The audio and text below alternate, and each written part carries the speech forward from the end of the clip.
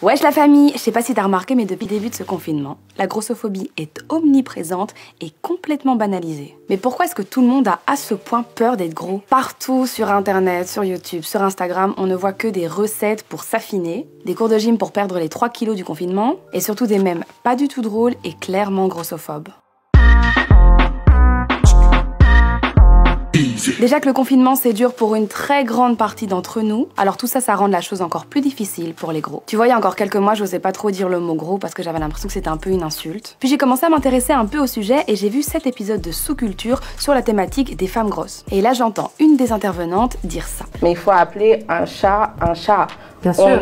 Enfin, ça là, c'est de la graisse. On est grosse. Des mots comme potelée, enrobée, ronde, c'est pour enjoliver. Alors que faut juste dire les choses comme elles sont et il faut dire on est grosse. Enfin, à partir du moment où vous considérez pas que c'est une insulte, ben dites-le. Oui, je suis grosse. Il y a des gros, il y a des minces et c'est la vie en fait. Ce qui est quand même dingue, c'est qu'en ce moment, en pleine pandémie mondiale, on dirait que les gens ont encore plus peur de grossir pendant le confinement que d'attraper le Covid-19. Ce qui est entré dans notre inconscient, c'est ce qu'explique Axel Mine, une directrice artistique culinaire, c'est que être gros, c'est anormal et moche. L'image que renvoie une personne en surpoids, c'est l'image d'une personne paresseuse, inactive, qui se nourrit mal et qui traîne dans son canapé en train de manger des chips. Et en plus, c'est renforcé par les films, les livres et les séries. Tout ça, c'est dans l'inconscient collectif, et me dis pas le contraire. Alors évidemment, c'est caricatural, c'est même du bullshit, mais malheureusement, ça amène du mépris. Cette idée que la minceur est associée à la santé, alors que plein de personnes minces sont en mauvaise santé, et plein de personnes en surpoids sont en super bonne santé, c'est n'importe quoi, on est d'accord. Et puis, être en surpoids, ça peut être lié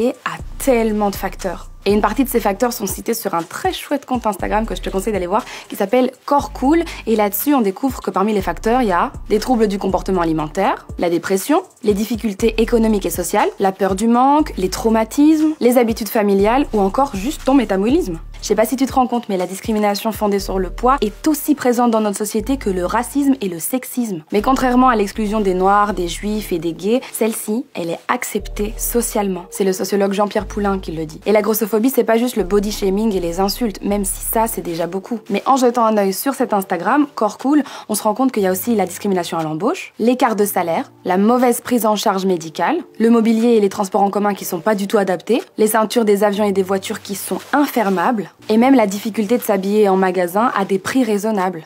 Là, j'aimerais que tu retiennes une phrase d'Axel Mine qui dit que t'as peur de devenir gros, c'est que tu te rends quand même bien compte que ces gens-là sont maltraités, moqués et détestés. Donc au lieu de les mépriser, rendons cette société plus inclusive et plus chouette pour tout le monde. En fait, il faudrait qu'on devienne tous des alliés. Donc qu'on accepte tous qu'on est grossophobe et qu'on essaie de se remettre en question et de déconstruire les préjugés. Corps Cool dit aussi qu'il faut arrêter de se sentir investi d'une mission. Sois à l'écoute et surtout, sois bienveillant. Alors moi, personnellement, je suis complètement contre toute forme de radicalisation, mais je suis quand même pour le body positive radical. Et quel que soit ton corps, je te fais un gros bisou. Et je te dis à demain, ou pas. Oh, t'aurais pas oublié quelque chose? Un like, un commentaire, partage même. Et puis, si t'as un coup de gueule, tu me le mets en commentaire.